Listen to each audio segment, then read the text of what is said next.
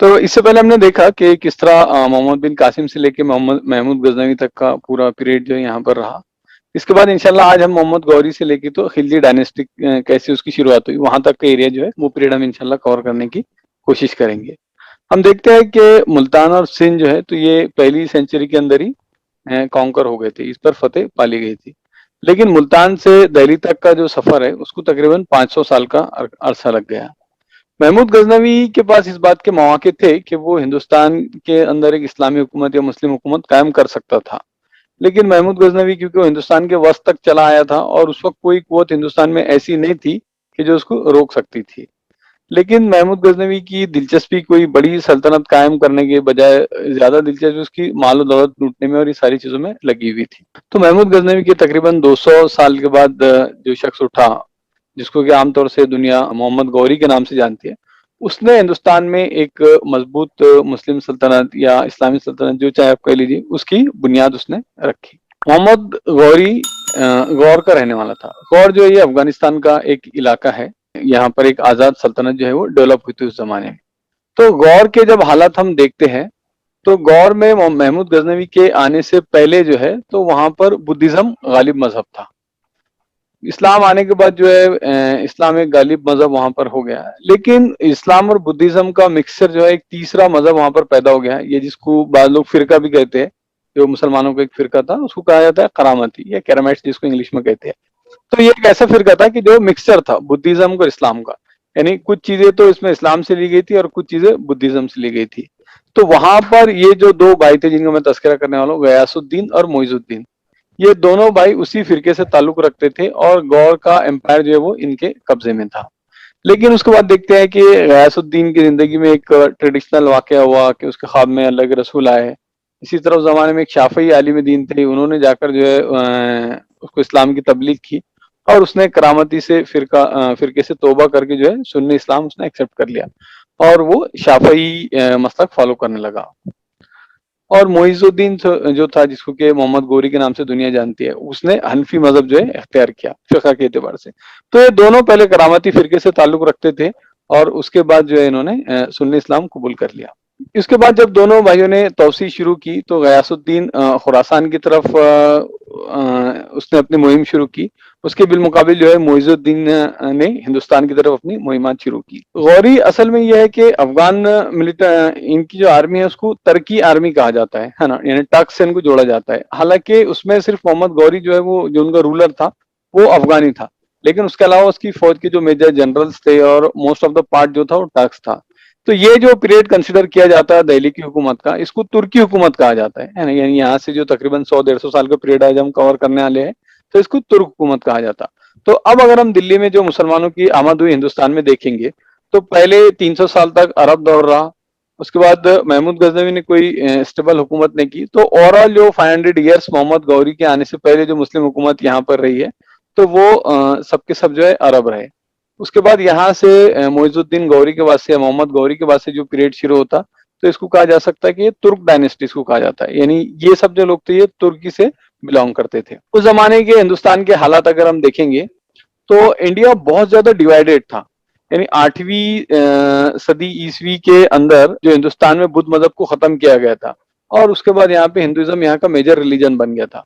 तो उसकी वजह से ये हुआ था कि हिंदुस्तान में कास्ट सिस्टम बहुत मजबूती के साथ जड़ पकड़ चुका था। तो उसकी वजह से पूरा हिंदुस्तान जो है तो हाईली कास्ट बेस से उसका डिवीजन हो चुका था। दूसरा ये था कि हिंदुस्तान में कोई भी एक मजबूत और बड़ी हुकूमत नहीं थी, बल्कि जितनी हुकूमतें थी वो छोटी छोटी रियासतों की हुकूमतें यहाँ पर थी। और तीसरा ये था कि बुद्धिज्म एक इंटरनेशनल रिलीजन था जिसके सारी दुनिया के मतलब अफगानिस्तान तक, बर्मा, सभी मजाहब से, नेपाल, सभी मुल्कों से उसके ताल्लुकात थे। तो बुद्धिज्म एक इंटरनेशनल रिलीजन था। उसके मुकाबले में हिंदुइज्म जो एक छोटा सा सुखड़ा हुआ रिलीजन था और जिसकी टेरिटरी सिर्फ इंडिया के अंदर थी। तो ये बहुत ही बेलचक मजहब था। तो इंडिया इंटरनेशनली जो है वो आइसोलेटेड हो गया था। मुइज़ उद दीन गौरी के हालात हम देखते हैं तो 1149 में इसकी पैदाइश हुई और 1206 में जो है इसका इंतकाल हो गया। इसकी जिंदगी के हालात बहुत दिलचस्प है ना। मोहम्मद गौरी महमूद गजनवी की तरह बहुत बड़ा वॉरियर नहीं था, यानी उसने उसकी तरह कई जंगें नहीं जीती, बल्कि हम देखते हैं कि वो बार बार जो हार जाता था। यानी 3 बड़ी ऐसी जंगें थी अपनी जिंदगी में कि वो हार गया। आमतौर से होता है कि कोई फौजी जनरल जो रहता है वो अपनी जिंदगी में अगर कोई एक बड़ी जंग भी हार गया तो उसका करियर खत्म हो जाता। लेकिन मोहम्मद गौरी की खास बात ये थी कि वो हर बार हारने के बाद फिर एक नई एनर्जी के साथ, नई तवानाई के साथ जो है वो फिर खड़ा होता था और फिर से मैदान जंग जो है वो फतेह कर लेता था। तो अपनी लाइफ में वो कई मरतबा फेल हुआ, लेकिन उसके बावजूद भी उसका जो मिजाज था उसमें बहुत कंसिस्टेंसी थी, डिसिप्लिन था, और उसकी जो जिंदगी थी उसमें बहुत ज्यादा हौसला, करेज, हिम्मत, ये सारी चीजें बहुत ज्यादा थी। और उसका जो पॉलिटिकल विजन था और मैच्योरिटी चीजें पॉलिटिकली, वो मोहम्मद गौरी के अंदर ज्यादा थी। इसीलिए वो महमूद के बिलमुकाबिल उसके अंदर सलाहियतें यानी एज ए वॉरियर कम थी, उसके बावजूद भी वो हिंदुस्तान में एक मजबूत हुकूमत कायम करने में कामयाब हो गया। तो हम जब देखते हैं उसकी जिंदगी में, तो इब्तिदाई जिंदगी में उसने मुल्तान, लाहौर और भटिंडा जो है वो ये तीन बड़े इलाके जो है उसने अपनी जिंदगी के अंदर फतेह कर लिए थे। 1175 में उसने हिंदुस्तान में अपने फतवाहत का आगे आगाज किया और सबसे पहले उसने मुल्तान फतेह किया। उस जमाने में शियाओं के तर्ज पे एक फिरका होता है इस्माइली। तो इस्माइली एक को बड़ा फिरका था कि जिसने मुसलमानों में बड़े मसाइल पैदा कर दिए थे और मुल्तान में उनकी हुकूमत भी थी। तो 1175 में उसने मुल्तान पर हुकूमत करा और इस पूरे फिरके को उसने डिस्पर्स कर दिया। फिर उसके बाद हम देखते हैं कि 1178 के अंदर गौरी ने हिंदुस्तान पर हमला किया। तो उसने ये कि गुजरात की साइड से हमला करना शुरू किया। तो उस वक्त गुजरात में जो वाघेला राजा जो थे गुजरात की, उस पर उसने हमला किया और पहली जो लड़ाई उसकी यहाँ पर हुई तो उसमें वो हार गया, यानी मुइजुद्दीन की फौज जो है वो बुरी तरह हार गई। Gauri lost the war. फिर उसने बाद में तय किया कि ये एक बड़ी जंग थी, वो जो हार गया था। तो अब वो महमूद का जो प्लान था कि जिस तरीके से महमूद ने सिंध और मुल्तान और उसके बाद हिंदुस्तान पर हमला किया था, तो उसके बजाय उसने ये किया कि अब मैं जो है अपनी लड़ाई पंजाब से शुरू करूंगा। तो उसने फिर दूसरी तरफ से जो अपनी फतवाहत का आगाज किया। तो 1179 में उसने पेशावर पे कब्जा कर दिया। पेशावर पे कब्जा करने के बाद 1181 के अंदर उसने लाहौर के ऊपर हमला किया। उस वक्त लाहौर जो है वो गजनवी एम्पायर के अंदर आता था, यानी महमूद गजनवी ने जो एम्पायर कायम किया था वो उसके अंदर आता था, और वहां का जो रूलर था वो खुसरो मलिक था। तो खुसरो मलिक ने जो है तो पीस एग्रीमेंट कर लिया कि नहीं, मैं तुमसे जंग नहीं चाहता हूँ और जो कुछ तुम चाहते हो मैं तुम्हारी बादशाहत एक्सेप्ट कर लेता हूँ। उसके बाद 1182 के अंदर उसने देवल पे हमला किया सिंध के अंदर और वो फतेह कर लिया। 1186 के बाद ये हुआ कि खुसरो मलिक ने, यानी एक हिंदू ट्राइब्स था जो बड़ी वैशी और वॉरियर किस्म का ट्राइब्स था, खोकर जिनको कहा जाता है, वो दोनों ने मिलकर जो है वो सियालकोट पर हमला कर दिया और उसके बाद एक बड़ी जंग जो है मोहम्मद गौरी और उनके दरमियान में हुई। लेकिन ये हुआ कि मोहम्मद गौरी जंग जीत गया और उसके बाद उसने खुसरो मलिक को कत्ल कर दिया। और इस तरह जो है खुसरो मलिक गजनवी एम्पायर का आखिरी जो रूलर था वो खत्म हो गया, और उसके साथ जो है यानी महमूद गजनवी के 15 साल के बाद ही तकरीबन ये एम्पायर पूरा का पूरा खत्म हो गया। तो इसके बाद मुल्तान, लाहौर और सिंध, ये एक बड़ा हिस्सा जो है गौरीद एम्पायर का कब्जा, जिसका उसका कब्जा हो गया। और उसके बाद उसने जो है पंजाब की तरफ बढ़ना शुरू किया। सो 1189 के अंदर उसने भटिंडा फतेह कर लिया। अब उस वक्त के हिंदुस्तान के जो सियासी हालत थे उसमें एक दूसरी कुवत थी जो बड़े पैमाने पर उभर रही थी, और वो थी पृथ्वीराज चौहान की कुवत। पृथ्वीराज चौहान राजस्थान, हरियाणा, दिल्ली, उसके अलावा पंजाब, मध्य प्रदेश और उत्तर प्रदेश, ये 6 रियासतों को मिला के उसका एक बड़ा एम्पायर जो है कायम था। और पृथ्वीराज चौहान भी थोड़ा इम्पेरियलिस्टिक था, वो खुद एक बड़ा एम्पायर कायम करना चाह रहा था। जब उसने देखा कि मोहम्मद गौरी जो है यहाँ से बड़ा चला आ रहा है, तो उसको अपने एम्पायर के लिए वो खतरा साबित किया। तो पृथ्वीराज चौहान ने किया कि बहुत ही प्लानिंग के साथ उस पर अटैक किया। जिस वक्त मोहम्मद गौरी भटिंडा की जंग करके वापस जा रहा था, तो पृथ्वीराज चौहान ने उसके ऊपर अटैक कर दिया। पृथ्वीराज चौहान की आर्मी जो है वो बहुत बड़ी थी, उसके मुकाबले मोहम्मद गौरी की आर्मी बिल्कुल भी छोटी आर्मी थी और वो प्रिपेयर नहीं था जंग के लिए। इन्होंने सडनली उसके ऊपर हमला कर दिया।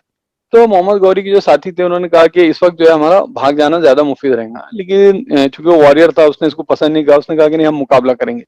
लेकिन जैसे ही जंग शुरू हुई तो मोहम्मद गौरी की फौज में जो अफगानी और खिलजी जो दूसरे और सल्जूक जो फौज के दूसरे हिस्से थे, वो पहले हमले में जो है मैदान जंग छोड़कर भाग गए, और मोहम्मद गौरी और उसकी अपनी जो आर्मी थी, टार्क आर्मी, वो अकेली बची रह गई।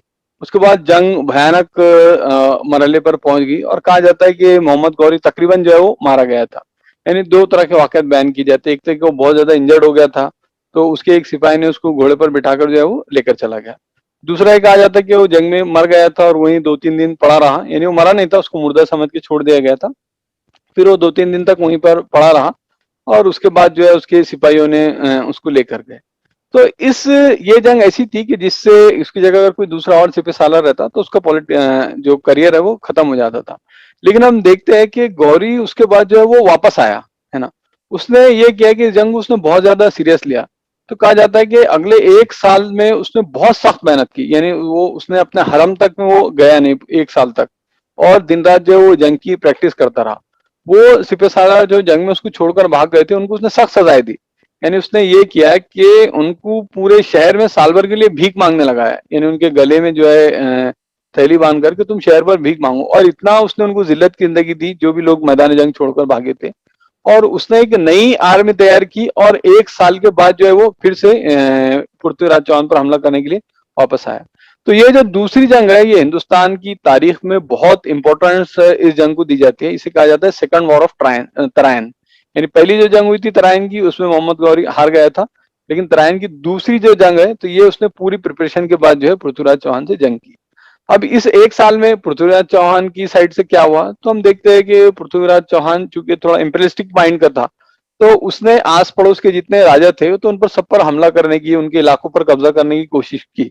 तो उसकी वजह से ये हुआ कि जब मोहम्मद गौरी तराइन की जंग में उससे लड़ने के लिए आया तो हिंदुस्तान के बकिया जो राजा थे उन्होंने उसको सपोर्ट नहीं किया। दूसरा ये कि मोहम्मद गौरी तो इस दरमियान में बहुत ज्यादा तैयारी करता रहा, लेकिन पृथ्वीराज चौहान ने काफी जिंदगी, कहा जाता है कि वो 1 साल काफी मैरी मेकिंग और थोड़ा ऐशो इशरत में उसने गुजारा। लेकिन उसके बावजूद भी उसकी अपनी फौज जो है वो बहुत बड़ी थी। तो कहा जाता है कि मोहम्मद गौरी की जो आर्मी थी वो 1,20,000 के करीब उसकी आर्मी थी, जिसमें अफगान, ताजिक और तर्किक घोड़सवार जो है शामिल थे। उसके मुकाबले पृथ्वीराज चौहान की आर्मी यानी उससे 5 गुना बड़ी थी। उसके पास 3 लाख तकरीबन घोड़े थे, 3,000 से ज्यादा हाथी थे, और पैदल आर्मी जो है लातेदार थी। तो दोनों फौजों का तादाद के हिसाब से बहुत ज्यादा मुकाबला नहीं था, लेकिन एक बड़ी जंग जो है दोनों के दरमियान हुई, और इम्कान इस बात का था कि मोहम्मद गौरी हार जाएगा। लेकिन आप देखें कि यूट्यूब पे कई वीडियोस अवेलेबल है जिसमें बताया गया है कि काफी जो वार टेक्निक्स है उसके जरिए मोहम्मद गौरी ने जंग जीती, है ना। जैसे उसने क्या किया कि अपनी जो फौज का कयाम था एक जंगल के अंदर किया, और अपनी 30-40 हजार की फौज जो उसने जंगल में रखी, और उसने रात में ये किया कि सारे फौजियों से कहा कि तुम आग जलाए रखो, है ना।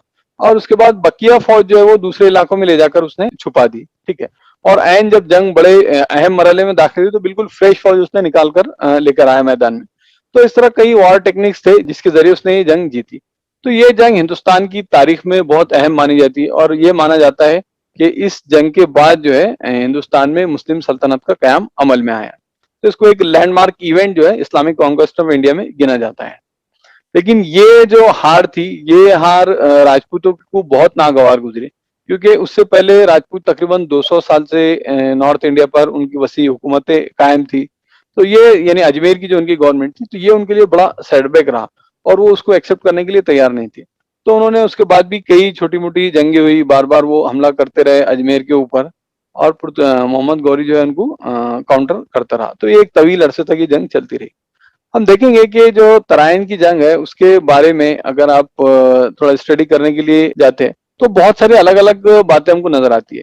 यानी अगर आप विकिपीडिया पर ही देखेंगे तो ये कहा जाता है कि मोहम्मद गौरी ने 1 लाख हिंदुओं का मर्डर किया, है ना। तो ये ऐसा नहीं था कि कोई सिविलियंस थे जिनका उसने मर्डर किया, बल्कि एक ये जंग थी जिसमें दोनों तरफ के लोग लड़ रहे थे। तो जाहिर है उसमें जो है 1 लाख इंडियन यानी पृथ्वीराज चौहान की आर्मी जो है उसके लोग मरे थे। फिर यह बात उसमें कही जाती है कि ये पहली जंग नहीं थी, बल्कि इससे पहले उनके दरमियान 20 जंगें हुई थी, और 20 मरतबा जो है मोहम्मद गौरी हारा और 21वीं मरतबा मोहम्मद गौरी जीता। तो 20 मरतबा पृथ्वीराज चौहान ने उसको छोड़ दिया था, लेकिन मोहम्मद गौरी एक ही मरतबा जीता तो उसने उसको जो है कत्ल कर दिया। तो ये सारी स्टोरीज है। असल में दो ही जंगें दोनों के दरमियान हुई। पहली जो जंग थी तराइन की, जिसमें कि पृथ्वीराज चौहान ने सडनली अटैक किया था, उसमें उसको फतेह हुई। और दूसरी जो जंग थी जो मोहम्मद गौरी ने बहुत ज्यादा तैयारी के साथ किया था, उसमें मोहम्मद गौरी की जो है जीत हुई। तो इस जंग के बारे में काफी निगेटिव चीजें जो है विकिपीडिया पर और दूसरे साइट्स पर आपको मिलेंगी। तो ये वाजे होना चाहिए। अजमेर के बाद जो है तो इन्होंने ये किया कि पृथ्वीराज चौहान को ही पहले राजा बनाने की कोशिश की, लेकिन वो किसी तरह तैयार नहीं था, तो फिर उसके बेटे को राजा बनाया। यानी मोहम्मद गौरी की कोशिश ये होती थी कि किसी भी राजा की जगह जब हम उसका मुल्क फतेह करते हैं तो उसकी जगह उसी को बनाया जाए या उसके बेटे को बनाया जाए। ये लोग खुद अपना कोई रूलर वहां पर नहीं लाते थे, ताकि नीचे के जो लोग हैं उनको चेंज ऑफ एडमिनिस्ट्रेशन का कोई ज्यादा फीलिंग ना हो। अजमेर के बाद ऐबक जो है इसके साथ था। कुतुबुद्दीन ऐबक बहुत बड़ा वॉरियर था, इसका सिपह सालार था। तो ऐबक ने मीरठ और बुलंदशहर जो है फतेह कर लिए। 1192 के अंदर कहा जाता है कि दिल्ली जो है वो फतेह हो गई। उस वक्त दिल्ली की वो मरकजी हैसियत नहीं थी जो आज के ज़माने में उसको हासिल हो गई। उस वक्त दिल्ली भी दूसरे शहरों की तरह एक शहर हुआ करता था। तो 1192 में ऐबक ने दिल्ली फतेह किया, लेकिन फिर वही पॉलिसी थी इनकी कि ये खुद रूल नहीं करते थे, बल्कि जो दिल्ली का रूलर था उसी को जो है कंटिन्यू रखा गया। लेकिन वो ये करता था कि बार बार कंस्पिरेसीज करता था और गौरी हुकूमत को खत्म करने की कोशिश करता था। तो 1193 के अंदर 1193 के अंदर ऐबक ने जो है वो उसको कत्ल कर दिया और पूरी दिल्ली की जो हुकूमत है गौरी एम्पायर के अंदर इन्होंने मर्ज कर ली और अपने कंट्रोल में ले ली। 1194 के अंदर ऐबक ने अलीगढ़ जो है वो फतेह कर लिया। उसके बाद हम देखते हैं कि ऐबक और गौरी दोनों ने मिलकर बनारस पर हमला किया और गढ़वाल डायनेस्टी जो थी उसका खात्मा कर दिया। फिर 95-96 के अंदर बयाना, तिनकर, विजय मंदिर और ग्वालियर, ये पूरा जो यानी नॉर्थ इंडिया का बड़ा इलाका जो है इनके कब्जे में आ गया। फिर 1202 के अंदर एक बड़ा हादसा जो है हम देखते हैं कि हुआ। उसके अंदर गयासुद्दीन गौरी जो मोहम्मद गौरी का बड़ा भाई था, यानी ये शाबुद्दीन गौरी या मुइजुद्दीन गौरी इसको कहा जाता है, तो इसका जो बड़ा भाई था 1202 के अंदर उसका इंतकाल हो गया। तो वहां पर बगावत फूट पड़ी। उस बगावत को खत्म करने के लिए मोहम्मद गौरी जब वहां पर गया खुरासान में, तो वहां पर वो जंग हार गया। जब वहां वो जंग हार गया तो फिर यहाँ भी जो है बगावत हो गई, खुकरों ने फिर से जो है बगावत कर दी। तो फिर उसने यानी वो उसकी जिंदगी की तीसरी बड़ी हार थी जिसमें वो हारा। लेकिन जब खुद हिंदुस्तान में बगावत हो गई तो इस बगावत को रफा करने के लिए वो फिर से हिंदुस्तान आया और खोखरों ने जो रिवोल्ट किया था उस रिवोल्ट को उसने खत्म कर दिया। लेकिन पहले जैसा मैंने बताया कि उसने मुल्तान पे हमला करके जो इस्माइली जो फिरका था उसको उसने खत्म कर दिया था, उनकी हुकूमत को। तो उसके बाद से जो इस्माइली फिदाइन थे वो इस बात की कोशिश में थे कि किसी तरह उनको मौका मिले और वो मोहम्मद गौरी को कत्ल कर दे। तो हम देखते हैं कि 1206 में वो मौका उनको मैसर आ गया और 1206 के अंदर जो है एक फिदाइन ने मोहम्मद गौरी को कत्ल कर दिया। जो गौरी डायनेस्टी थी, अगर इस मैप में आप देखेंगे तो जो पिंक कलर का एरिया है ये पूरा एरिया जो है ये गौरी डायनेस्टी था, यानी अफगानिस्तान से लेकर यहाँ तक था। तो इस डायनेस्टी के जरिए they establish the first Muslim government in north India, यानी नॉर्थ इंडिया की पहली बाज़ाब्ता मुस्लिम हुकूमत जो है तो यहाँ पर कायम हुई। ये डायनेस्टी यानी इनकी हुकूमत कहाँ से थी? ऑक्सस रिवर जो जिसको आमू दरिया कहा जाता है, तो वहां से तो जमुना नदी तक, यानी इतना बड़ा जो है ये एम्पायर था। इसमें जो एडमिनिस्ट्रेशन था वो हम देखते हैं कि मोहम्मद गौरी का एडमिनिस्ट्रेशन तकरीबन वैसे ही था जैसा मोहम्मद बिन कासिम का था। यानी उन्होंने ये नहीं किया कि अब हिंदुस्तान फतेह किया तो यहाँ के लोगों पर, यहाँ के अवाम पर जुल्म करेंगे और उनको रिलीजियस जो है पड़ताड़ना हम जिसको कहते हैं, तो वो हमको नजर नहीं आती। बल्कि मोहम्मद गौरी का बिहेवियर भी तकरीबन वैसे ही था जैसा मोहम्मद बिन कासिम का था। तो उन्होंने यहाँ के हिंदुओं को पूरी आज़ादी दी कि वो अपने मजहब पर चल सके, अपने मंदिरों की तामीर कर सके और उनके मजहब के अंदर कोई भी मदाखलत उन्होंने नहीं की। इसी तरह जो गवर्नमेंट का स्ट्रक्चर था, चूंकि मोहम्मद गौरी पॉलिटिकली बहुत मेच्योर्ड आदमी था, तो वो ही नहीं चाहता था कि अभी इतनी कम माइनॉरिटी आकर हिंदुस्तान पे रूल कर रही, तो अगर हम पूरे रूलर्स चेंज कर देंगे वन गो के अंदर तो पूरी कंट्री के अंदर बगावत हो जाएंगी। तो उसने ये किया कि सिर्फ जो अहम अहम शहर थे, यानी मिलिट्री के हिसाब से या बिजनेस के हिसाब से या पॉलिटिकल अहमियत के हामिल शहर थे, वहां पर अपनी हुकूमत कायम रखी और सेंटर में अपने लोग रखे। उसके अलावा बाकी नीचे दर्जे का एडमिनिस्ट्रेशन जैसा था उसको उन्होंने एज इट इज रखा। जो छोटे छोटे राय या रावत जो थे उस जमाने के, उनको उसने टच नहीं किया, बल्कि उनको एज इट इज रहने दिया, ताकि लोगों को ये एहसास ना हो कि हमारे ऊपर की हुकूमत जो है वो तब्दील होगी। इसी तरह जो अहम तिजारती शाराएं थी वो भी उसने अपने कब्जे में रखी। फिर एक चीज जिसकी मोहम्मद गौरी बहुत ज्यादा टेक केयर करता था कि पॉलिटिकली कभी भी कोई भी दो सूबे या दो इलाके उसके अगेंस्ट यूनाइट ना हो पाए, है ना। फिर इसी तरह उसने जो भी जंगे हिंदुस्तान के अंदर लड़ी, तो जब उसका हम थोड़ा डीप एनालिसिस करते तो ये बात नजर आती कि वो जंग के मैदान बहुत ही क्लेवरली सिलेक्ट करता था। यानी वो बहुत एक्सट्रीम महमूद जैसा वॉरियर नहीं था, लेकिन उसके पास जो है यानी जंग के मैदान सिलेक्ट करना, किस तरह से जंग की स्ट्रेटेजी बनाना, इसमें उसका माइंड काफी शार्प था। फिर उसके बाद हम देखते हैं कि उसकी क्या पॉलिसीज रही घोरिड डायनेस्टी के हिंदुस्तान में कायम होने के बाद। तो सबसे बड़ी चीज जो हिंदुस्तान के समाज में उस वक्त जिसको हम तब्दीली कहा जा सकता है, यानी ये वो दौर था कि हिंदुस्तान में कास्ट सिस्टम जो है, जात पात का निजाम बहुत एक्सट्रीम जो है उरूज पर था। तो सुल्तान ने ये किया कि उसने हिंदुस्तान में सबको एक नजर से देखना शुरू किया। यानी उसने कहा कि जात पात, हसब नसब, ये कोई चीज जो है हमारे नजदीक काबिलियत का या किसी की अफजलियत का कोई मेयार नहीं है ना। और उसने ऐसे किया कि हर आदमी के लिए हिंदुस्तान में तरक्की के यकसा मौके है। यानी ऐसा जो है एनवायरमेंट उसने क्रिएट किया कि हर एक आदमी के लिए जो है ग्रोथ के इक्वल अपॉर्चुनिटी जो हिंदुस्तान में पैदा हो गए। और उन्होंने ये किया कि जो पॉलिसी थी मोहम्मद गौरी की वो अर्बनाइजेशन की थी। यानी उससे पहले मामला ये था कि शहरों में सिर्फ अपर कास्ट के लोग रहते थे और लोअर कास्ट के लोग जो है वो शहरों के बाहर रहते थे। उनका मामला ये होता था कि वो सूरज निकलने के बाद जो है शहर में आएंगे, अपनी जो भी जिम्मेदारियां हैं वो अदा करेंगे और रात होने से पहले यानी सूरज गुरूब होने से पहले जो है शहर चला जाएगा। तो इससे ये हुआ कि सिटी डेवलप नहीं हो पा रहे थे, है ना, क्योंकि एक पर्टिकुलर कास्ट ही जो है वो सिटी को रन कर रही थी। तो इन्होंने ये किया कि अर्बनाइजेशन शहरों का किया और जो लोअर कास्ट के लोग बाहर रह रहे थे उनको भी अंदर आने के मौके मिले। यानी अमीर गरीब जो है वो एक ही मोहल्ले में रह सकते थे। इसी तरह बाकी जितने लोग थे जो शहरों के बाहर बस रहे थे तो उनको शहर के अंदर आने का मौका मिल गया। तो इसकी वजह से ये हुआ कि पीस कायम हुआ, हर एक को इक्वल अपॉर्चुनिटी थी, जिसकी वजह से इकोनॉमिकल ग्रोथ जो है उनके जमाने में हुआ। तो इस तरह घुरिद डायनेस्टी में हम देखते हैं कि economical growth, peace and prosperity काफी हमको नजर आती है। मोहम्मद गौरी का जो सबसे बड़ा कारनामा माना जाता है उसकी जिंदगी का, वो है कि उसने अपने पीछे बहुत स्ट्रॉन्ग सेकंड लाइनअप जो है वो छोड़कर गया था। यानी मोहम्मद गौरी के साथ ये था कि उसकी कोई नरीना औलाद नहीं थी, है ना, उसकी सिर्फ एक बेटी थी। लेकिन उसने यह है कि बहुत सैकड़ों की तादाद में गुलाम खरीद कर रखा था और उन गुलामों की तरबियत वो बिल्कुल औलाद की तर्ज पर करता था। यानी लोग हमेशा उसके सामने इस बात का अफसोस करते थे कि इतनी बड़ी सल्तनत है लेकिन इसका कोई भी वारिस नहीं है। तो वो कहता था कि मैंने जो है अपने गुलामों को अपने बेटों की तरह पाला है और वो सबके सब मेरा नाम दुनिया में रोशन करेंगे, और मामला वैसे हुआ। तो मोहम्मद गौरी की जो शख्सियत हमको नजर आती है, यानी हिस्टोरियन ने जो उसको बयान किया, वो बहुत ही फादर फिगर और एक कंप्लीट लीडर जो है उसके अंदर नजर आता है। यानी उसने एक ऐसा सिस्टम बनाया था कि आप देखिए उसके बाद जो डायनेस्टी बनी, ये जो हुकूमत बनी, उसको ममलूक डायनेस्टी यानी गुलामों की डायनेस्टी। यानी एक ऐसा सिस्टम था कि सोसाइटी का सबसे कमजोर आदमी जिसको कि गुलाम कहा जाता, वो भी तरक्की करते सबसे बड़ा रूलर जो है वो बन सकता था। यानी उसके बाद जो बने, ऐबक बना, बलबन, अल्तमश, ये सबके सब गुलाम थे। तो मोहम्मद गौरी ने एक ऐसा सिस्टम बनाकर गया था कि जिसमें सबके लिए तरक्की के यकसा मौके थे। दूसरा ये था कि वो फर्द शनास था, वो फौरन आदमी को पहचान लेता कि इसके अंदर क्या कैपेबिलिटीज है और ये क्या काम कर सकता, और वो फौरन जो है उसको मौके देता था। तो जिन लोगों ने उसके नाम बहुत ज्यादा रोशन किए, उसमें ऐबक जो था, जो फर्स्ट रूलर बना हिंदुस्तान का और फाउंडर ऑफ सिलेवर डायनेस्टी जिसको कहा जाता है। नासिरुद्दीन कबाचा जो था, ये एक दूसरा गुलाम था जिसने मुल्तान पर हुकूमत कायम की। ताजुद्दीन यल्दौज जिसने गजनी को रूल किया, और खासतौर से बख्तियार खिलजी जो है जिसने बंगाल, उसके लिए बंगाल और बिहार फतेह किया था।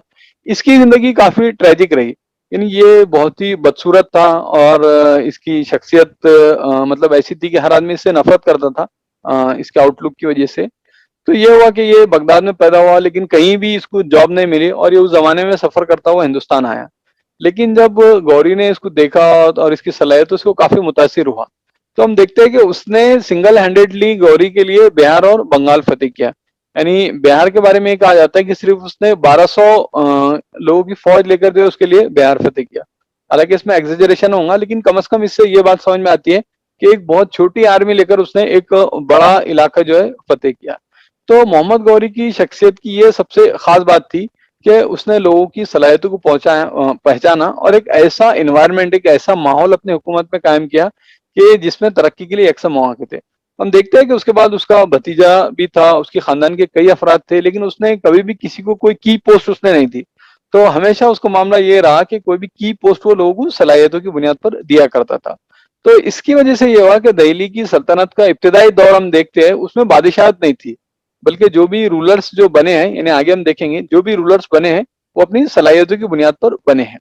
तो इसका क्रेडिट भी जो है मोहम्मद गौरी को जाता है। मोहम्मद गौरी के बाद यानी 1206 में उसका इंतकाल हो गया। जो दूसरा आदमी जिसने हिंदुस्तान का, जिसको पहला बादशाह भी कहा जाता है बाज़ औक़ात, वो था कुतुबुद्दीन ऐबक।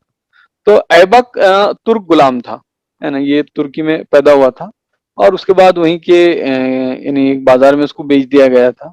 तो इमाम हनीफा के एक शागिर्द थे काजी फखरुद्दीन अब्दुल अजीज। उनके इल्म का ये मकाम था कि लोग उनको अबू हनीफा सानी कहा करते थे। तो उन्होंने ऐबक को खरीदा और उन्होंने बिल्कुल उसकी अपने औलाद की तरह उसकी तरबियत की। और कहा जाता है कि कुरान पढ़ना उसको इतना बेहतरीन सिखाया कि वो बेहतरीन कारी जो है ऐबक गिना जाता था।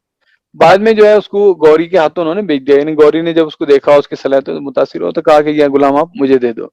तो गौरी उससे बहुत ज्यादा इम्प्रेस था। हम देखते हैं कि ऐबक की जिंदगी में 3 फेजेस जो है, अहम फेजेस कहे जाते हैं। यानी 1192 से लेकर 1206 तक। तो ये नॉर्थ इंडिया का मिलिट्री वायसराय, मिलिट्री रूलर था ये। यानी एक सिपह सालार की हैसियत से नॉर्थ इंडिया का बड़ा हिस्सा उस दौर में फतेह किया। फिर 1206 से लेकर 1208 ये 2 साल की हैसियत में उसका रोल जो पूरा पॉलिटिकली हो गया।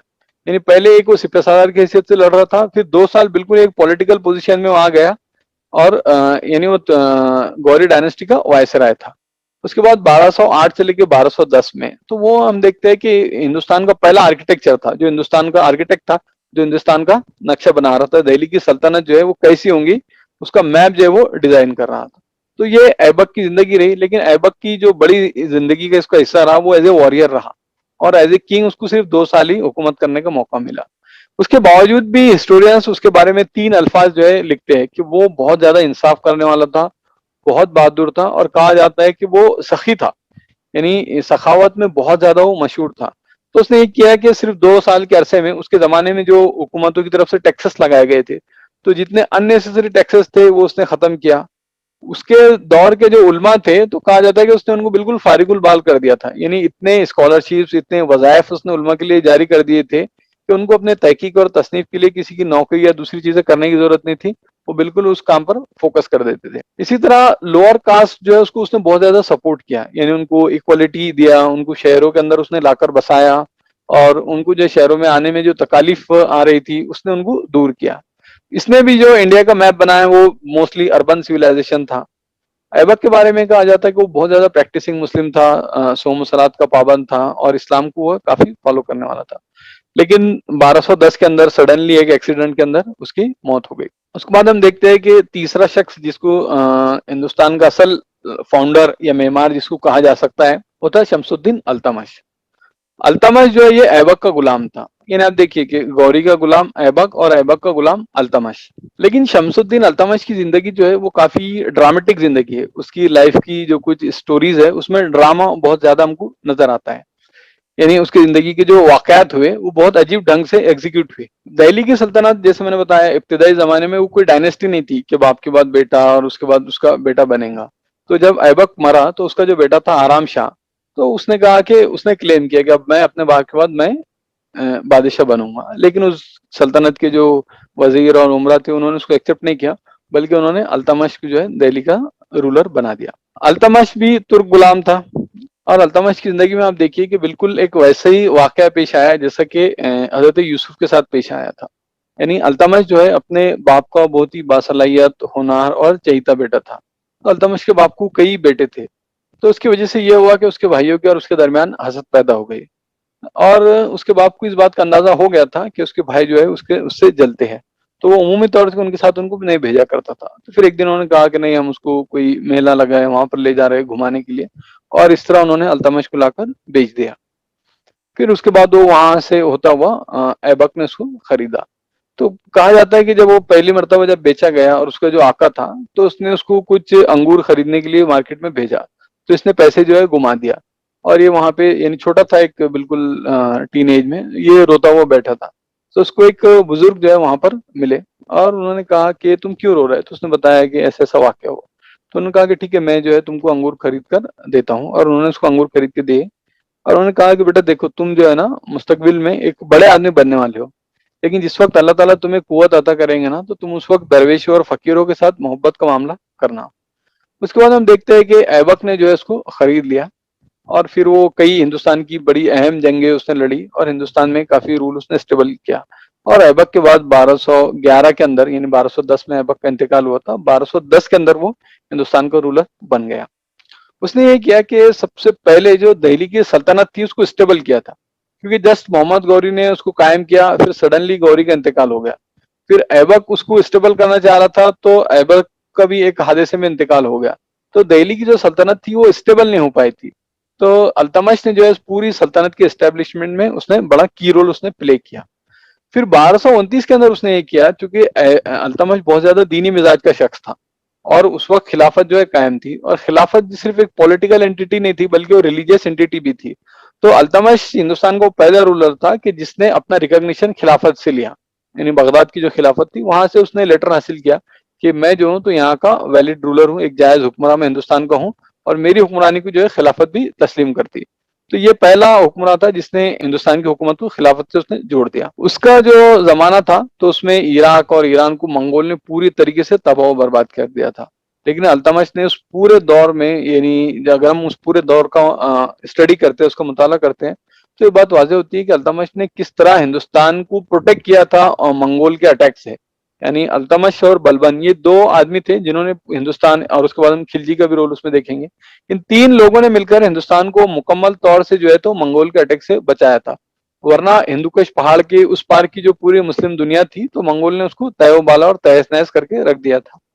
तो अल्तमश बहुत स्ट्रांग रूलर था, और मंगोल भी काफी, यानी चंगेज, हालांकि खुद उसके जमाने में चंगेज खान मौजूद था, और वो, यानी बाद लोगों ने लिखा है कि उसने चूंकि फाल निकाला था और ये रास्ता नहीं निकला था कि हिंदुस्तान पर हमला नहीं करना है, लेकिन बाद हिस्टोरियन लिखते हैं कि चंगेज खुद जो है अल्तमश की ताकत को महसूस करता था, इसलिए उसने हिंदुस्तान पर हमला नहीं किया था।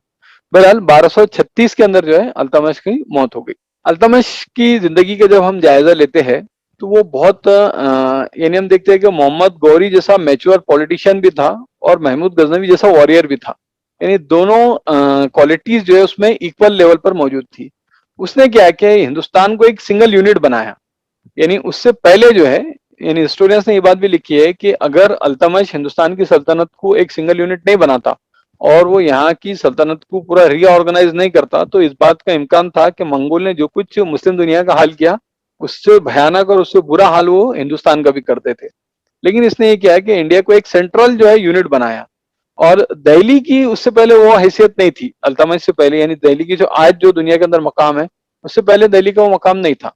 तो उसने दिल्ली की जो है सल्तनत उसको कायम किया, दिल्ली को एक बड़ा शहर बनाया, इल्म फन का मरकज बनाया, वहां पर जो है लोगों को लाकर आबाद किया, वहां पर टेक्नोलॉजी, उलूम, फनून और ये सारी, यानी इसको कहते हैं एक शहर को एक मरकजी शहर बनाना, ये उसने काम जो है दिल्ली के साथ किया। चंगेज के हमलों की वजह से जो मुस्लिम दुनिया थी तो वहां से लोग कंटिन्यूअस माइग्रेट हो रहे थे, और उनका बड़ा मसला यह था कि उस वक्त कोई भी मुस्लिम दुनिया का इलाका ऐसा नहीं बचा था कि वो जहां जा सकते थे। तो दिल्ली जो है, या हिंदुस्तान हम उस वक्त कह सकते हैं कि उनकी उम्मीदों का सबसे बड़ा मरकज था। तो हम देखते हैं कि लाखों की तादाद में जो है मुस्लिम दुनिया से लोग उस जमाने में माइग्रेट करके हिंदुस्तान आए, और हिंदुस्तान में चूंकि एक इस्लामी सल्तनत या मुस्लिम सल्तनत तकरीबन कायम हो चुकी थी, तो अल्तमश ने बहुत ज्यादा उनको, यानी वार्मली उनको वेलकम किया। जितने लोग वहां से आए, जो उलमा वहां से आए, उनको अपने दरबार में जगह दिया, जो फिलोसफर, साइंटिस्ट, इंजीनियर्स, इसी तरह आम लोग जो वहां से भाग कर आए, तो उसने सबके रिहेबिलिटेशन के अंदर उनको नई जिंदगी गुजारने के बेहतरीन उसने मौके दिए। तो जितने लोग जो है मुस्लिम दुनिया से, अरब दुनिया से भाग कर आए थे, अल्तमश ने उनको यहाँ पर स्टेबल किया। उसका एडमिनिस्ट्रेशन प्योरली टर्क्स एडमिनिस्ट्रेशन नहीं था। उसने ये किया कि इंडियंस को भी एडमिनिस्ट्रेशन में शामिल किया। तो कहा जाता है कि उसका एडमिनिस्ट्रेशन मिक्स था, इंडियंस एंड टर्क्स मिलाकर। उसने हिंदुस्तान को बिल्कुल गौर के पहले अंडर में आता था, लेकिन बाद में उसने गौर से उसको अलग कर लिया। फिर यहाँ का जो मिलिट्री सिस्टम था, उसके आने से पहले अलग अलग रियासतें थी और जागीरदार जो है अपना मिलिट्री सिस्टम रखते थे, है ना। यानी पृथ्वीराज चौहान के हारने की एक वजह हिस्टोरियंस ने ये भी लिखी कि उसके जो मिलिट्री थी वो अलग अलग लोगों की मिलिट्री थी, वो सेंट्रलाइज मिलिट्री नहीं थी। उसके मुकाबले में गौरी की मिलिट्री जो थी वो सेंट्रलाइज थी। तो इस बात को अल्तमश ने महसूस किया, और उसने ये किया कि हिंदुस्तान में एक सेंट्रलाइज मिलिट्री सिस्टम जो है उसने कायम किया। फिर उसने इस बात को फोकस किया कि coin as a currency use किया जाए। फिर हम देखते हैं कि वो हिंदुस्तान में इकोनॉमिक ग्रोथ के लिए भी काम कर रहा था। यानी कई हाई प्रोफाइल जॉब्स है, पहले सेंट्रल गवर्नमेंट नहीं थी तो सेंट्रलाइज जॉब्स किसी के पास नहीं थे, तो उसने हाई प्रोफाइल जॉब जो है एटलीस्ट सेंट्रल लेवल पे क्रिएट किया। फिर उस जमाने में जो लिटरेचर था, लिटरेचर के ताउन में उसने काफी मदद किया, लोगों को स्कॉलरशिप्स दी। जो रिसर्च स्कॉलर थे उनके इसमें भी उसने काफी हेल्प किया और काफी पैसा जो है उसमें इन्वेस्ट किया।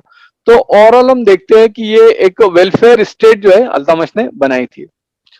अल्तमश के बारे में ये कहना मुश्किल है कि वो रूलर था या सूफी था। यानी उसकी जिंदगी का जब मुताला किया जाता है तो बहुत ही अलग अलग एस्पेक्ट उसकी जिंदगी में नजर आते हैं, और हर एस्पेक्ट में वो एक परफेक्ट आदमी नजर आता। तो ये कहा जाता है कि वो एक कंप्लीट पैकेज था। यानी विजडम के अंदर, पॉलिटिकल मैच्योरिटी के अंदर, उसी तरह वॉरियर, और उसी तरह मजहबी नुक्ता नजर से भी जो है वो बहुत ज्यादा पुख्ताकार आदमी था। अल्तमश बहुत सॉफ्ट हार्टेड था, और जिस जमाने में वो बगदाद में था तो चिश्तिया और सहरवर्दिया बुजुर्गों के वो बहुत उसने उनकी खानकाहों में एक लंबा वक्त गुजारा था उनकी खिदमत में। तो उस तसव्वुफ के सिलसिले का बहुत ज्यादा असरात उसके ऊपर थे। यानी ख्वाजा मोइनुद्दीन चिश्ती, बख्तियार काकी, ये जो जमाने के अहम सूफी थे, तो कहा जाता है कि अल्तमश उनका फेवरेट था। यानी ख्वाजा मोइनुद्दीन चिश्ती के बारे में बात आती है कि वो जिस वक्त वो हिंदुस्तान का रूलर नहीं बना था, तो उसके बारे में अक्सर कहा करते थे कि ये आदमी आगे चल के जो है हिंदुस्तान का बादशाह बनेगा।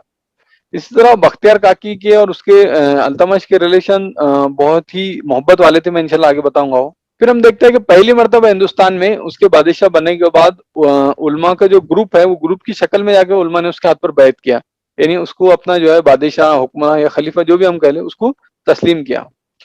हिस्टोरियंस ने उसके बारे में लिखा है कि वो एक बहुत ही हार्डकोर सूफी था, यानी उसकी प्रैक्टिकल लाइफ जो थी, यानी रातों की शब गुजारिया, इबादतों में उसके अशगाल, यानी जिन सूफिया का वो मुरीद था, तो कहा जाता है कि वो उनके पैर जो है वो दबाया करता था, उनके हुजरों पे हाजिरी दिया करता था, वहां पर झाड़ू मारना, खिदमत करना उनकी, इस तरह के छोटे छोटे जो काम रहते थे वो सब वो किया करता था। यानी बख्तियार काकी जो थे और ये सूफिया की उस जमाने की खास बात थी कि ये उलमा से ज्यादा रिलेशन, यानी बादशाहों से ज्यादा रिलेशन नहीं रखते थे, यानी उनकी दौलत कदों पे जाना या बादशाहों के दरबार में जाना, ये लोग उससे डिस्टेंस रखते थे। तो वो हमेशा उसकी कोशिश ख्वाहिश थी कि बख्तियार काकी जो है वो उसके दरबार में या उसके महल में एक मरतबा आए, लेकिन वो कभी भी उसके दरबार में नहीं आए। तो उसको ये गुमान गुजरता था कि शायद वो मुझे नापसंद करते, लेकिन उसके बावजूद वो मुस्तकिल उनकी खिदमत करता है, यानी उनके पैर दबाने से लेकर हर काम जो है वो उनका किया करता था। लेकिन हम जब देखते हैं कि जब बख्तियार काकी का इंतकाल हुआ, तो उन्होंने अपनी वसीयत की कि मेरी नमाज जनाजा वो शख्स पढ़ाएगा कि जिसकी नमाज कभी तकबीर उला से, यानी जिसने सारी नमाज तकबीर उला से अदा की, और असर की सुन्नतें जिसने कभी नहीं छोड़ी। तो कहा जाता है कि पूरी मजलिस में से कोई भी आगे नहीं आया, और फिर अल्तमश जो है वो मजबूरन सामने आया। उसने कहा कि मैं नहीं चाहता था कि अपनी नमाजों का मैं लोगों के सामने शो ऑफ करूं, लेकिन मेरी मजबूरी ऐसी थी उनकी वसीयत की वजह से। इसी तरह जब बगदाद से, ईरान से जब सूफिया आते थे, तो ये बात आती है कि अल्तमश पर्सनली उनको रिसीव करने के लिए जाता था, यानी कई कई मील वो खुद पैदल चल के जाता था और उनको रिसीव करके आता था। तो इस तरह अल्तमश की जो शख्सियत थी वो एक बहुत ही मुकम्मल शख्सियत हमको नजर आती, यानी जो इकबाल ने कहा था कि जिससे जिससे जिगर लाला में ठंडक हो वो शबनम, दरियाओं के दिल जिससे दहल जाए वो तूफान। यानी एक तरफ ये कि मंगोल का हिम्मत नहीं थी कि उस पर हमला कर सके, दूसरी तरफ सूफिया की, उलमा की खिदमत में उसका ये आलम था, और इसी तरह खल्क़ खुदा का भी वो ख्याल रखता था। तो बहरहाल ये कहा जाता है कि दिल्ली की जो सल्तनत है उसका असल जो फाउंडर है या उसका असल बनाने वाला है वो अल्तमशी है। उसने चंगेज को जिस तरीके से डील किया और जिस पॉलिटिकली एक्टिविज्म के साथ डील किया, वो काफी कुछ उसमें सीखने की चीजें हैं। उसके बाद यह है कि उसकी ख्वाहिश ये थी कि उसका बेटा नासिरुद्दीन महमूद जो है वो हिंदुस्तान के तख्त पर बैठे, और वो काफी काबिल आदमी था। लेकिन ये हुआ कि अल्तमश से पहले उसका इंतकाल हुआ। उसके बाद उसके दूसरे कई बेटे भी जिंदा थे, लेकिन अल्तमश ने बिल्कुल ही एक अजीब वसीयत करके गया। उसने कहा कि मेरे बाद मेरी बेटी जो रजिया है उसको तुम हिंदुस्तान का रूलर बनाना। लेकिन उसके इंतकाल के बाद जाहिर है किसी खातून को यानी 800 साल पहले रूलर बना देना उसके इम्कानात कम थे, तो उसको रूलर नहीं बनाया गया, बल्कि फिरोज शाह और कई जो है 10 साल में तकरीबन 4 अलग अलग रूलर जो है बनाए गए। और उसके 40 गुलाम जो है बहुत मशहूर थे जिनके अल्तमश ने तरबियत की थी। तो वो 40 जो टर्क स्लेव थे वो आपस में जो है वो लड़ने लगे उसके बाद कि कौन हिंदुस्तान का रूलर बनेगा। लेकिन हम देखते हैं कि 1236 के अंदर, यानी रजिया जिसके बारे में उसने वसीयत करके गया था, वो सडनली फिर से एक्टिव पॉलिटिक्स में हमको नजर आती है।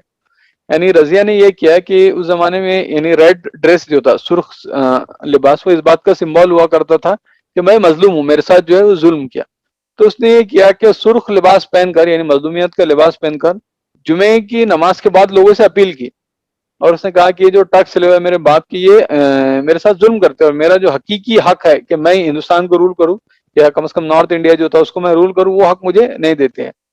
तो ये कहा जाता है कि दिल्ली की जो मेजोरिटी थी उसने उसको सपोर्ट किया। तो ये बात कही जाती है कि Razia was the first democratically elected ruler of Delhi, यानी वो हिंदुस्तान की पहली खातून सरबराह मुमलिकत होने के साथ साथ डेमोक्रेटिकली इलेक्टेड भी थी। यानी पहले जो लोग थे, चाहे ऐबक हो या अल्तमश, तो उनको तो जो वजीर थे उन्होंने चुना था, लेकिन रजिया ऐसी थी, रजिया सुल्ताना, जिसको कि अवाम ने चुना था, और वो उस हिंदुस्तान की रूलर बन गई। और उसके बाद हम देखते हैं कि अल्तमश ने जो वसीयत की थी वो वसीयत हमको सही साबित होती नजर आती है। यानी जिस तरीके से उसने हैंडल किया लोगों को, जिस तरह पॉलिटिकल सिचुएशन को हैंडल किया, जो बगावतें उस जमाने में हो रही थी, उन बगावतों को जिस तरीके से उसने दबाया, तो इन तकरीबन 3.6 ईयर्स उसकी हुकूमत रही, वो बहुत ही अप्रिशिएबल है। यानी आमतौर से एक बड़ा रूलर ही उसको कर सकता। लेकिन ये हुआ कि उस जमाने के जो अलग अलग स्टेट यानी सूबाई हुकूमतें जो थी और बहुत सारे जो तुर्की उमरा थे, उनको ये बात खटकती थी कि हम एक औरत के जो अंडर में है हम काम करते, तो वो लोग कंटिन्यूअसली उसके अगेंस्ट में साजिशें करते रहते थे। उसमें हैरत की बात यह है कि उस जमाने के जो उलमा या सूफिया थे, उनकी तरफ से कोई भी निगेटिव रिमार्क हिस्टोरियंस ने नहीं लिखा है, यानी कि एक औरत जो है हिंदुस्तान की रूलर बन गई। बल्कि बाबा फरीद शकरगंज के बारे में कहा जाता है कि वो काफी इंप्रेस हो गए थे रजिया की सलाहियतों से, और उन्होंने कहा कि अगर ऐसी और कुछ खवातीन पैदा हो जाए तो वो मर्दों पे फौकियत हासिल कर लेंगी खवातीन। बल्कि उन्होंने यहाँ तक सोच लिया था कि उनकी जो अपनी बेटी थी बीबी शरीफा, तो अब मैं खिलाफत जो है अपने बाद अपनी बेटी को दूंगा। लेकिन बाद में उनके मुरीदों ने कहा कि नहीं, ये काम जो है थोड़ा मुश्किल रहेगा। तो हम देखते हैं कि रजिया सुल्ताना ने जिस तरीके से हुकूमत को चलाया, वो काफी मेच्योरिटी के साथ और एक यानी बहुत जबरदस्त वो जंगजू भी थी। शुरू में जब वो पर्दे के अंदर रहकर हुकूमत चलाती थी तो काफी उसको मसाइल का सामना हुआ, लेकिन उसके बाद ये लिया उसने कि मर्दों की से लिबास पहनना शुरू कर दिया, और जो उमूमी पर्दा हमारे यहाँ होता है उस पर्दे को उसने खत्म कर दिया।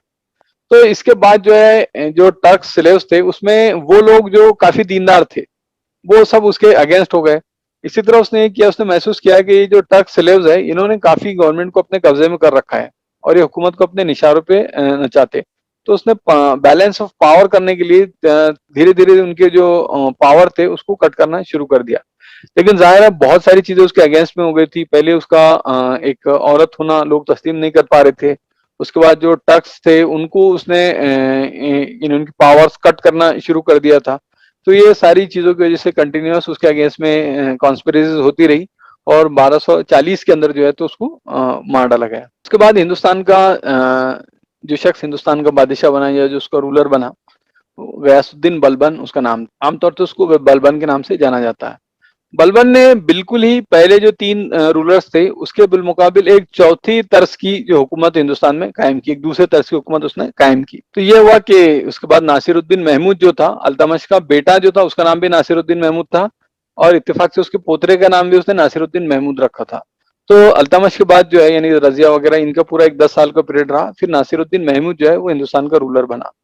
लेकिन नासिरुद्दीन महमूद जो था वो थी सूफी किस्म का आदमी था, तो इसका पूरा गुजर औकात जो है वो हुजरे के अंदर रहता था। वो इबादतें करना, रियाजतें करना, उसको पॉलिटिक्स, लड़ाई, ये सब चीजों से बहुत ज्यादा लेना देना नहीं था। यानी उसका मामला ये था कि वो कुरान मजीद लिखता था अपने हाथों से, उनको बेचता था और इस बात की कोशिश करता था कि लोगों को ये ना मालूम पड़ जाए कि कुरान मैंने लिखा है, यानी उसके ज्यादा दाम ना आ जाए।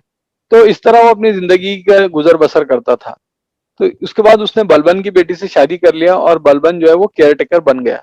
तो ये कहा जाता है कि उसका जो 20 साल का अरसा रहा वो भी एक्चुअली बलबन के अकाउंट में ही काउंट होता है। तो बलबन ने ये है कि पूरी हुकूमत अपने कब्जे में ले ली। उसके बाद जब उसने देखा कि यानी खुद बादशाह बनने का वक्त आ गया, तो उसने नासिरुद्दीन महमूद को कत्ल कर दिया।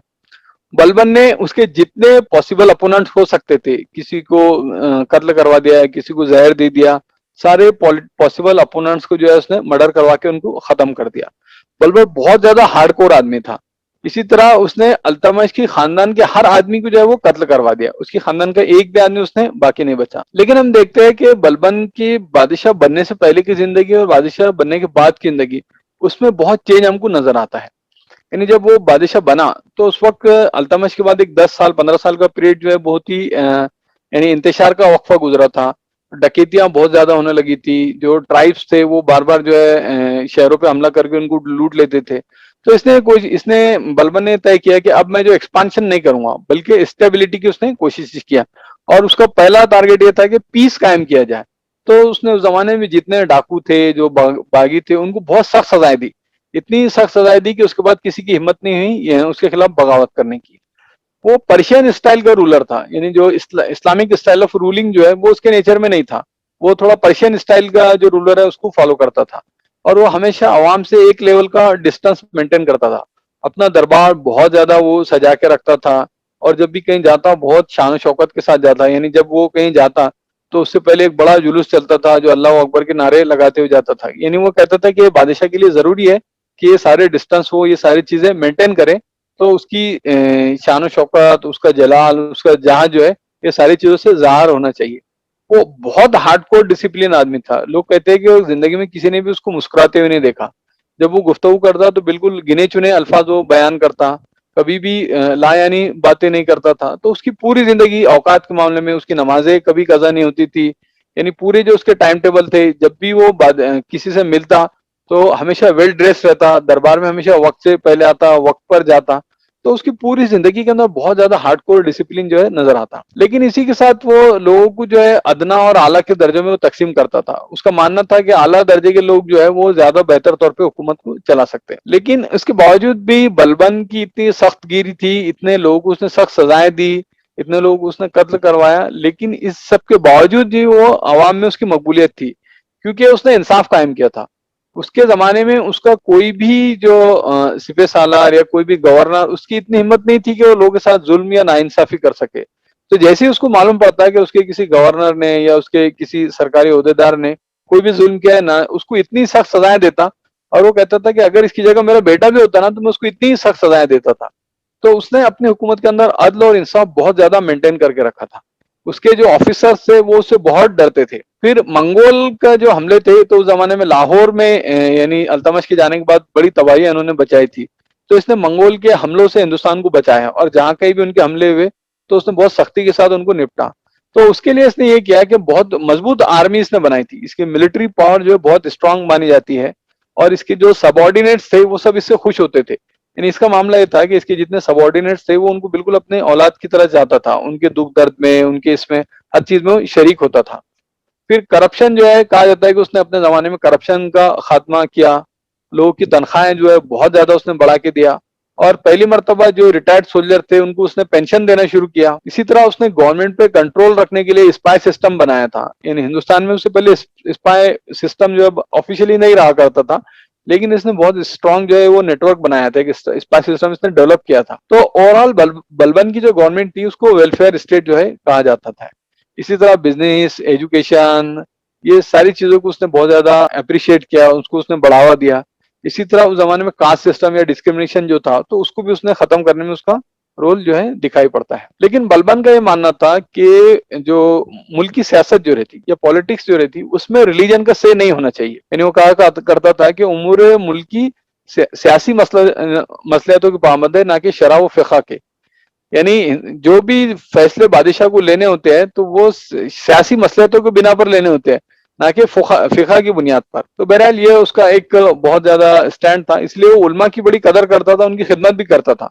लेकिन कभी भी हुकूमत के मामले में उनसे मशवरा नहीं करता। जबकि हम देखते हैं कि उससे पहले चाहे ऐबक हो या अल्तमश हो, तो ये उलमा और फुका की बहुत ज्यादा कदर करते थे और अपने फैसलों को भी उनकी बुनियाद पर बदला करते थे। लेकिन बलबन ने ये डिस्टेंस कायम किया। उसने कहा कि नहीं, पॉलिटिकली डिसीजन एक बिल्कुल अलग चीज है और मजहब एक दूसरी चीज है। लेकिन खुद अपनी जाती जिंदगी में वो बहुत ज्यादा प्रैक्टिसिंग था। वो कहा जाता है कि वो बहुत रोजे पाबंदी से रखता है, नमाजें तहज्जुद के साथ पढ़ता था। बल्कि बगदाद की खिलाफत खत्म हो गई थी, उसके बावजूद भी वो खिलाफत से अपने आप को अटैच रखता था और ये कहता था कि मैं जो है हिंदुस्तान का आजाद रूलर नहीं हूँ, बल्कि खिलाफत के अंडर में कायम करता था। तो अपने जमाने के जितने उलमा जो बगदाद से उसके दौर में आए थे, उसने सबके लिए नई बस्तियां बनाई, उनके लिए मदरसे कायम किए। इसी तरह हम देखते हैं कि इतना मजहबी तशद्दुद और ये सारी चीजें उसके मिजाज में होने के बावजूद भी अवाम पर उसके असरात उसने कभी भी पड़ने नहीं दिया। ये उसने अपनी पर्सनल लाइफ तक रखा। और उसके जमाने में हिंदुओं को और दूसरे मजाहब के मानने वालों को बहुत ज्यादा रिलीजियस फ्रीडम जो है वो हासिल थी। लेकिन जो गलती इससे पहले राजपूतों के जमाने में हुई थी, वो गलती जो है वो बलबन ने भी कर दिया। यानी राजपूतों के जमाने में ये हुआ था कि जंग क्षत्रिय का काम था, ठीक है। तो उससे ये हुआ कि समाज का सिर्फ एक ही तबका था जो जंग कर पाता था। तो उससे फौजें कमजोर हो गई थी, क्योंकि एक ही सिपाही को सारे काम करना पड़ता था, यानी खाना बनाने से लेकर तो जंग करने तक। उसी तरह बलबन भी जो है वो अदना और आला का कायल था, यानी तकसीम उसने किया था। तो उसके आखिरी जमाने की जो फौज है वो बहुत ज्यादा कमजोर थी और वो कई जंगे जो है आखिरी जमाने में हार गया। उसका एक बेटा था जो बड़ा काबिल था, लेकिन वो उससे पहले ही मर गया। दूसरा जो बेटा था उसको हुकूमत में कोई दिलचस्पी नहीं थी। तो मजबूरन उसने अपने पोते कैकबाद जो है उसको, ग्रैंडसन जो था बलबन का, तो कबाद को जो है उसके बाद रूलर बनाया गया। लेकिन उसके बाद उसका जो वजीर था निजामुद्दीन, उसने पूरी हुकूमत अपने कंट्रोल में ले लिया और उसने बलबन की पॉलिसी अडॉप्ट किया। उसने ये किया कि जो भी अपोनेंट हो सकते थे उनको एक एक कत्ल के उसने कत्ल करना शुरू किया। लेकिन उसके अपोनेंट ने फिर एक बार निजामुद्दीन को जहर दे दिया और उसका खात्मा हो गया। उसके बाद कबाद ने ये किया कि मलिक फिरोज खिलजी जो था, यानी जिसको आमतौर से जलालुद्दीन खिलजी कहा जाता है, तो उसने उसको जो है दिल्ली में बुलाया और उसको एक बड़ी की पोस्ट दी। लेकिन उसके बाद ये हुआ कि उसके जो टर्क स्लेव्स थे, ये लोग मिलकर उसके खिलाफ, खिलजी के खिलाफ साजिशें करते रहे और उसको खत्म करने की कोशिश करते रहे। दूसरी तरफ कबाद का मामला ये था कि उसकी जो जवानी थी वो पूरी बलबन की निगरानी में उसकी परवरिश हुई थी, और बलबन ने उसकी बहुत सख्ती के साथ परवरिश की थी। यानी उसको ऐशो इशरत के बजाय, यानी उसने उसको किताबें भी ऐसी पढ़ाया था जिसमें जंग और जो एक वॉरियर के लिए किताबें पढ़ना जरूरी होता, और पॉलिटिक्स पर उसने किताबें पढ़ाया था उसको बहुत ज्यादा, यानी फिक़ही मसाइल ये सब उसने उसको नहीं पढ़ाया था, और उसकी जिंदगी को ऐशो इशरत से दूर रखा था। लेकिन बलबन के मरने के बाद जैसे ही कबाद तख्त पर बैठा, तो हम देखते हैं कि जिस तरह शाह आलम रंगीले मशहूर है, तो कहा जाता है कि इसने ऐशो इशरत के अंदर, अय्याशी के अंदर शाह आलम रंगीले को भी पीछे छोड़ दिया। इस दर्जे वो शराब शबाब और इन चीजों में मशगूल हुआ कि इसकी कसरत की वजह से वो पैरालाइज्ड हो गया, और आखिरी जमाना यानी अपने हुजरे में वो पड़ा रहा। फिर इसी तरह जब खिलजी को कत्ल करने की साजिश हुई और उस साजिश को उसने नाकाम बना दिया, और उसके बाद दिल्ली की सल्तनत पे उसने कब्जा कर लिया, तो फिर खिलजी की आर्मी में एक आदमी था कि जिसके बाप पर कैकबाद ने जुल्म किए थे, तो उसने कहा कि नहीं, आप मुझे मौका दो कि मैं इसको कत्ल करूं। तो फिर उसने ले गया उसको, एक रात कत्ल करके जमुना नदी के अंदर जो है फेंक दिया। तो इस तरह हम देखते हैं कि जो स्लेव डायनेस्टी थी, या ममलूक डायनेस्टी जो है, उसका खात्मा हो गया। यानी कहाँ मोहम्मद गौरी से वो हुकूमत शुरू हुई, और कबाद पर जब वो खत्म हुई तो बहुत ही दर्दनाक, और यानी हम कहेंगे उसकी दर्दनाक जो है वो मौत हुई। तो इस तरह 1290 के अंदर जलालुद्दीन जो है वो ममलूक डायनेस्टी को खत्म करके हिंदुस्तान का रूलर बन गया। तो अब ये जो 120 साल का जो पीरियड रहा, तो इसका इम्पैक्ट हिंदुस्तान के ऊपर क्या पड़ा, तो ये हम देखेंगे। तो इन्होंने ये किया कि हिंदुस्तान में जो मल्टी स्टेट कल्चर था वो खत्म हो गया, और सेंट्रल पॉलिटिकल रूल जो है एस्टेब्लिश हुआ। फिर लोकलाइजेशन इन एडमिनिस्ट्रेशन जो था कि सिर्फ मकामी लोग ही एडमिनिस्ट्रेशन चलाएंगे, सेंटर से कोई आगे एडमिनिस्ट्रेशन नहीं चलाएगा, तो ये पॉलिसी वहां पर खत्म हुई। उससे पहले जागीरदारों के लिए कोई कानून नहीं था, कानून से उनका एक्सेप्शन था, लेकिन उनके लिए भी फिर कानून बनने लग गए। इसी तरह मुसलमानों के आने से पहले, यानी ये सेंटर स्टेट बनने से पहले, बहुत ही ब्लडी वार जो हिंदुस्तान के अंदर जारी थी। यानी जो रियासतें थी वो मुस्तकिल एक दूसरे पर हमले कर रही थी, और बड़ी खूनी जंगें हो रही थी, जिसमें लाखों जानें जो है वो आपसी लड़ाई के अंदर जाया हो जाती थी। यानी इससे पहले हमने देखा कि किस तरह जो है रियासतें आपस में लड़ रही थी। तो ये सेंटर स्टेट बनने के बाद वो आपसी लड़ाइयाँ खत्म हुई, और वो खून खराबा जो हिंदुस्तान में खत्म हुआ। फिर इसी तरह जॉब के लिए सेंट्रल अपॉइंटमेंट शुरू हो गए, उससे पहले सेंट्रल अपॉइंटमेंट का कोई सिस्टम नहीं था। बुद्धिज्म के खात्मे के बाद इंडिया पूरी दुनिया से आइसोलेट हो गया था। अब मुसलमानों के आने के बाद फिर से इंटरनेशनल लेवल पर उसके नए रवाबित बने। तो पूरी दुनिया में जो डेवलपमेंट हो रहे थे, जो उलूम और फनून में तरक्की हो रही थी, साइंस और टेक्नोलॉजी के अंदर, लिटरेचर के अंदर, अदब में, तो फिर हिंदुस्तान जो है उससे इस्तेफादा करने लगे हैं, और वो इंटरनेशनल लेवल पे एक रोल उसने प्ले करना शुरू किया। फिर ये जो सिविलाइजेशन डेवलप हुई, चूंकि मैंने बताया अर्बन सिविलाइजेशन थी, उससे पहले लोअर कास्ट के लोगों को हिंदुस्तान में आने की इजाजत नहीं थी, शहर के अंदर आने की इजाजत नहीं थी। तो इन्होंने ये किया कि उनको शहर के अंदर आने की इजाजत दी, जिससे कि तरक्की की रफ्तार जो है वो तेज हुई। यानी पीस बढ़ा, पीस से इकोनॉमिकल ग्रोथ जो है वो पैदा हुआ। पहली मरतबा गवर्नमेंट जॉब्स जो है जनरेट हुए, जिसमें स्पेशली मिलिट्री में काफी जॉब्स जनरेट हुए। और उससे पहले सिर्फ क्षत्रिय जो है वो मिलिट्री के जॉब कर सकते थे, लेकिन इन्होंने हिंदुस्तान के हर शहरी के लिए उसकी आजादी दी। तो इस तरह एक कंपटीशन हुआ, हेल्दी कंपटीशन, और एक मजबूत जो है फौज हिंदुस्तान की बनी। फिर हिंदुस्तान की जो उससे पहले की हुकूमतें थी, उनकी जो जंगी टेक्निक्स थी वो बहुत ज्यादा स्लो थी। यानी इनका मेन जो हथियार था वो हाथी हुआ करता था, और ये जंग लड़ने के बजाय इनकी कोशिश ये होती थी कि ये लोगों को कुचल दे, है ना, और कुचलने के बाद जो है वो खत्म कर दे। लेकिन तुर्कों की जो टेक्निक थी, यानी हम देखते हैं कि जिस वो मंगोल से जो है सिर्फ तुर्क ही लड़ पाए, उसकी वजह ये थी कि इनके जो घोड़ा जो था उस जमाने में, तो घोड़ा इस्तेमाल करना, उसकी उस बुनियाद पे तीर अंदाजी करना, ये सारी चीजें जो है तो ये तुर्कों ने बहुत तेजी के साथ डेवलप कर ली थी। यानी ये घोड़ों पर बैठकर तीर चला सकते थे, तो हिंदुस्तान में ये टेक्निक्स नहीं थी। तो हिंदुस्तान में नई वॉर टेक्निक्स जो है उसके बाद आई। सेंट्रल आर्मी जो है बनी, पर्शियन जो है सेंट्रल लैंग्वेज के तौर पे यहाँ पर उभरी। लाहौर और मुल्तान के अलावा दिल्ली जो है इंटरनेशनल लेवल का सिटी बना। ऐबक ने जो है पूरे हिंदुस्तान के अंदर कई यूनिवर्सिटीज या कॉलेजेस, मदरसे कायम किए। पोएट्स, राइटर्स, उलमा जो है, इनको उससे पहले इतना ज्यादा सपोर्ट नहीं था, इनके बाद जो है सपोर्ट हुआ। सबसे बड़ा ये कि मंगोल के अटैक से हिंदुस्तान जो है वो बचा रहा। न्यू फिक्स भी जो है उसी जमाने में डेवलप हुई। रिलीजियस व्यू पॉइंट जो है, यानी दिल्ली के जितने रूलर रहे वो अपनी जाती जिंदगी में मजहब के बहुत बड़े फॉलोअर्स थे। तो वो लोग हिंदुस्तान की स्टेट को एक इस्लामिक स्टेट तस्वुर करते थे, इसीलिए उलमा भी जो है उनकी बैत लेते थे, और हिंदुओं पे वो जजिया लगाते थे। यानी इस तरह की कोशिश हमको उस जमाने में नजर आती है। अब इसकी एक एनालिसिस काफी लोगों ने किया कि क्या वजह रही कि तुर्क जो है हिंदुस्तान में इतनी जल्दी गालिब आ गए। यानी तकरीबन एक 20-25 साल के अंदर उन्होंने पूरा नॉर्थ इंडिया जो है फतेह कर लिया, और वो भी उन लोगों से लड़ा, राजपूत, यानी जो वॉरियर थे, पिछले 200 साल से रूल कर रहे थे। और राजपूत भी जो है दुनिया में बड़े वॉरियर जो है वो माने जाते हैं।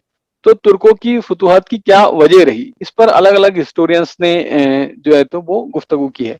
यानी जैसा राइट विंग हिस्टोरियंस में हम देखते हैं कि जादूनाथ सरकार ने जो उसका एनालिसिस किया, तो उन्होंने 2-3 चीजें उस एनालिसिस में रखी। तो उन्होंने कहा कि सबसे पहली बात तो ये थी कि इनकी जो आर्मी थी वो एक लीडर के अंडर में लड़ती थी, है ना। उसके बिलमुकाबिल यहाँ छोटे छोटे स्टेट्स बने हुए थे। दूसरा ये था कि मुसलमानों के अंदर इक्वल, सबको इक्वल समझा जाता था कि वो सब मसावी है। तो उनकी फौज के अंदर भेदभाव नहीं रहता था, तो सारे लोग जो है एज ए सिंगल यूनिट बनकर लड़ते थे। फिर एक चीज ये भी जादूनाथ सरकार ने बताई कि जो ये ईमान बिल कद्र था, यानी मुसलमान जिस वक्त लड़ते थे तो उनको ये था कि मरने के बाद भी जो है बहरहाल जिंदगी और मौत को देने वाला अल्लाह है। तो इस जंग से कोई ज्यादा तब्दीली हमारी जिंदगी में नहीं आएंगी, बल्कि यानी कोई नुकसान हमारा नहीं होगा। अगर हम मरे तो इसके बाद हमको जन्नत मिलने वाली है, और जिंदगी और मौत बहरहाल अल्लाह की तरफ है। तो इससे उनको लड़ने का एक दर्जे का हौसला मिलता था। फिर एक बात ये भी खुद जादूनाथ सरकार ने लिखी है कि हिंदुस्तानी जो सिपाही थे वो सबके सब शराबी थे, यानी वो बहुत ज्यादा शराब पीते थे। उसके बिलमुकाबिल तुर्क जो थे वो गोरीला लड़ाई लड़ते थे, और इस्लाम की वजह से शराब उनसे छूट गई थी। तो ये लोग ठीक से हिफाजत नहीं कर पाते थे, तो वो लोग रातों को हमले, गोरीला लड़ाई, इसमें जाने ये लोग उस वक्त शराब पिए रहते थे और वो लोग हमला कर देते थे। लेकिन इसके अलावा दूसरे एनालिसिस भी है। यानी हिंदुस्तान का समाज जो है वो जात पात की बुनियाद पे बहुत ज्यादा तकसीम हो गया था, और जब मुसलमान रूलर्स आए तो यहाँ के जो कमजोर तबकात थे, जब उनको इक्वल अपॉर्चुनिटी मिली तो उन्होंने हिंदुस्तान, जो बाहर के रूलर्स थे, उनको बहुत ज्यादा सपोर्ट किया। और सबसे बड़ी वजह जो बताई जाती है कि उनकी जो आर्मी थी वो बहुत क्विक आर्मी थी। यानी उस जमाने के जो वार टेक्निक्स थे वो लेटेस्ट वार टेक्निक्स उनके पास थे। उसके बिलमुकाबिल हिंदुस्तान चूंकि बाकी दुनिया से कट कर रह गया, इनके वार टेक्निक्स जो है वो पुराने हो गए थे, इसके लिए भी वो हार गए। तो ये कुछ वजूहात थी कि जिसकी वजह से दिल्ली की सल्तनत बहुत तेजी के साथ कायम हो पाई। इंशाल्लाह अगले हफ्ते, यानी अभी तक तो हम जो देखते रहे कि रूलर्स कैसे कायम हुए, सल्तनतें कैसे कायम हुई, इंशाल्लाह अगले हफ्ते अलाउद्दीन खिलजी और उसकी हुकूमत के बारे में हम कुछ चीजें देखेंगे। उसके अलावा सूफिया और उलमा इकराम ने हिंदुस्तान में क्या काम किया, उनकी क्या कुछ खिदमत रही, और कैसे हिंदुस्तान में इस्लाम फैला, उस पर इंशाल्लाह अगले हफ्ते हम लोग गुफ्तगू करेंगे।